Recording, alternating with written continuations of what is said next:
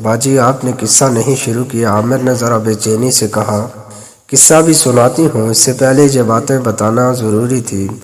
कुरान मजीद में जो पहला और अहम वाक़या बयान किया गया है वो हज़रत आदम अलैहिस्सलाम का वाक़या है। हज़रत आदम अलैहिस्सलाम सबसे पहले इंसान और सबसे पहले नबी हैं।